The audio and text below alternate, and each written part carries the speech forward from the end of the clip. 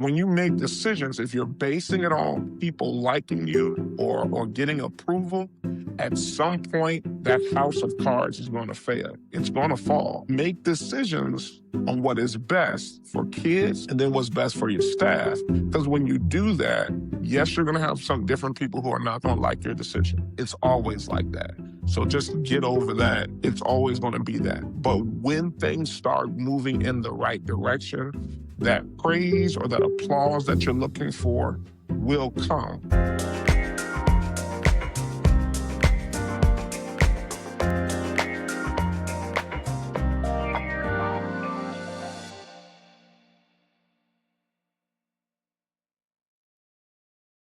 What's up, everybody, and welcome back to Hot Conversations with School Leaders. A topic that has been on my mind and I've been reflecting on is my identity as a school leader. Like, who am I? What are my strategies? What is it that I do? Especially now that I've been in school leadership for almost a decade. I am excited, actually, and honestly, I'm proud of where I've come. I've talked about a little bit on the show. When I first became a school leader, I came in all wide-eyed, ready to change the world, thinking I knew everything. And in reality, I did not. There are things I look back on, though, that I say, hey, I actually had the right idea. I just wasn't in a place to implement it. Right. I thought about different things I wanted to do with instruction, different things I wanted to do with staff in the building, how I wanted to connect with families. They were great ideas. I just was not at a place to implement them. And since I've been in the game a little bit longer, there are certain things that I wanted to do back then that I'm at a place to do. So I really want to encourage you. Sometimes you becoming your authentic leadership self is just going to take time. It's not going to happen overnight. I've heard Mike Meadows, and if Mike Meadows ever hears this, I hope I could get him on the podcast. He is one of the consultants with a group called, well, they're with our PLC, a group that I used to work at, Solution Tree. So Mike Meadows is a consultant with Solution Tree. He's also been a dynamic school leader, done some really great things with getting students to learn at all levels. And when I went to a conference of his, I think it was in Minnesota, and he was speaking. It was a Solution Tree conference. One of the things he said was, he was like, I'm a different leader in my later years as a principal than I was at the beginning. And a lot of that is because there are landmines that I saw or I hit as an early leader that when I became a leader at my next principalship, I didn't hit those. And then when he became a leader at his next principalship, he knew what to look for. So if you are in your first years, whether that's an assistant principal, whether that's a principal, whether that's a superintendent, whether that is the leader of a department, whether that is a teacher, whether that's department chair, understand that you're not going to have all the answers immediately. It just doesn't work like that. A lot of times we want to, or we feel like we see great people and very talented people in our profession, and we think that they got there overnight. Like they walked into that leadership role and they just had all the answers. Even if they did make mistakes, we think they were minor mistakes. What I've come to find is many of those individuals that we see that are really good at leadership, they had a lot of pitfalls along the way. Like they made a lot of mistakes. And if you really talk to them and let them share, they'll let you know that there are a lot of things they wish they could go back and change. At the same time, it has helped shape their leadership, their strategies. It has helped and shape how they interact with people. And I know it is the same for me. Um, so I'll give you an example. One of my biggest weaknesses as a school leader, and I think just all around, is the need to be accepted, the need to be liked, the need to be appreciated. And one of my favorite quotes right now is, when you're leading the orchestra, you have to turn your back on the audience, right? When you're leading the orchestra, you have to turn your back on the audience. And the next piece is really key. And the applause comes at the end. When first became a leader, I wanted the applause at the beginning. I wanted the applause. So that's before the work was done. I wanted the applause during, and I wanted the applause at the end. I learned that criticism at times I always saw as an affront to my identity. So if anything went wrong, I then thought that was my fault, my issue, and it showed I was not a good leader. Instead of it being, oh, this is just life, and this is life as a leader, period, but definitely as a school leader, right? There are so many things that go on in my building. I mean, I wish I could control everything. I heard one principal say, if I knew what time the kids were going to fight, they wouldn't fight because I would be there, right? So for you to get upset because, hey, we had a fight at the school, I mean, sometimes, man, those type of things happen. If I know they're about to happen, they won't happen. We'll get there first. The reason I'm bringing that up is because I had such a need for that approval and having the applause at the beginning, end, and in the middle. It would really mess me up when something went wrong. And when I wasn't getting the applause, I always felt like something was wrong. So then what ended up happening was I started making decisions based on wanting the applause and wanting people to be happy. Cardinal rule, cardinal sin, don't make decisions because you want people to be happy. Don't make decisions based off of how people are going to feel.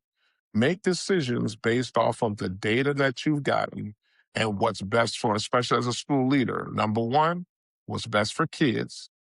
Number two, how to best support your staff to do what's best for kids. And from those two vantage points, then make your decision. Please understand this as a new leader or a leader who's been in the game for a while. If you make decisions based on how people feel, you're always going to be wrong, right? Because people's feelings change. I remember one time there was a leader when I was a teacher that a lot of people, they didn't like one leader. And then there was an assistant principal that people like, they wanted that person to lead. And what I understood, because at that point I was a teacher, was that the grass wasn't always greener. And the reason I said this was I knew that the assistant principal who was going to take over was going to really put the hammer down on some things. And what they didn't understand was you don't like this individual over here, but this next individual who's going to come in is going to hold you to an even higher standard, and you're not going to like them either. So, really, what you're looking for is not better leadership for some of them. Really, you just want somebody to let you do what you want to do. Sometimes I can be that way. Sometimes, I've seen in other organizations. So when you make decisions, if you're basing it on people liking you or getting approval, at some point that house of cards is going to fail. It's going to fall. So make decisions on what is best for kids and then what's best for your staff. Because when you do that, yes, you're going to have some different people who are not going to like your decision. It's always like that. So just get over that. It's always going to be that. But when things start moving in the right direction, that praise or that applause that you're looking for will come. Do not get into this role seeking to be approved. Get into the role because you want to do what's right by kids. Get into this role because you want to support educators and doing what's right by kids. Get into this role because you want your community to be proud of the school system, the department, whatever it is, you want them to be proud because of the work that you do to help their children be ready to impact the world around them. When you get into it for the right reasons, you'll get the best results. Doesn't mean everything's going to be successful, but I guarantee you from my own experience, when you get into it for the wrong reasons, it's eventually going to come crashing down around you. The more time you spend in this role, the more you're going to start to see how you lead, how you communicate. Another tip, always be looking to get better. All right. But in trying to get better, always look to be you. So, yes, you may have mentors that do some really good things, and you may pull from them, you may pull from conferences, you may pull from books. But in all of that, the leader that they need in their building is you. They don't need your mentor, they don't need what's in the book. Please be believe in yourself enough to say to yourself, I bring something to the table, not just in my building, but just in education all over. You're taking everything that you've learned and you're creating a new recipe, right? A new recipe for leadership. And there's going to be somebody down the line who's going to see what you're doing and they're going to take from you. You don't have to be your mentor. You don't have to be the presenter at the conference. What you're doing is looking at how can I get better? And from there, lead in your way. Don't be loud just because your mentor's loud. You may be soft spoken. That doesn't mean you're not a person of integrity and you can't hold people accountable. You might need to be a little bit more forceful, but don't go out there trying to be a taskmaster when that's not who you are. And don't try to go out there and be timid when that's not who you are, right? The school needs you. Maybe the school you're at isn't the right school, but I guarantee if you go into it for the right reasons, you will find the program, the department, the school, the division that fits you. Because remember, it's not just you trying to fit into that program or department, that school system.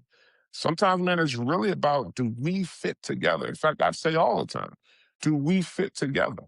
Right. And when you find that fit, it's going to go very, very well for you. So again, the goal for today's episode is really just to encourage you to find your identity, to hold on to your identity, and also let you know, especially if you just getting into this, it's not going to happen immediately. It's going to take time. You're going to make mistakes. One of the things I have written on my board at school is manage expectations, right? I told my wife that at first I put that on my board because I wanted to be able to have our community and the staff and everybody understand that these things are going to take some time. It's kind of like LeBron James when he came back from Miami to Cleveland. He wrote a big letter and said, hey, because he had learned in Miami, this stuff doesn't happen immediately. It just doesn't happen immediately. It takes time. What I found though, I think me writing on that board was prophetic for me, telling me manage expectations. It's not going to happen immediately. Work with urgency and at the same time understand you're building, right? What do they say? Rome wasn't built in a day. You're building not just your school, not just your system, not just your department, but you are being built, right? You're getting to know your staff. You're getting to know expectations of the division. You're getting to know the expectations of your students and the community. It's going to take some time. So be okay with that. Work with urgency. Make your decisions. Do what you need to do. What's best for your staff, your students, and the community. All right. And what I call this the students, your staff, and your stakeholders. And then from there, though, understand that if everything didn't get done this year, it's okay. If everything that you needed or wanted to do didn't get done in the day, it's okay. Come back the next day. What people are going to appreciate more about you is consistency, you continuing to show up, all right, and doing the best you can every single day. That's what you need to focus on. So I hope you've enjoyed this episode. Please subscribe. Please follow. And please pass this again to or share with other school leaders. Again, the goal of this is really to encourage. We can do this job, right? As long as we stay honest, open, and transformative. Take care and keep leading.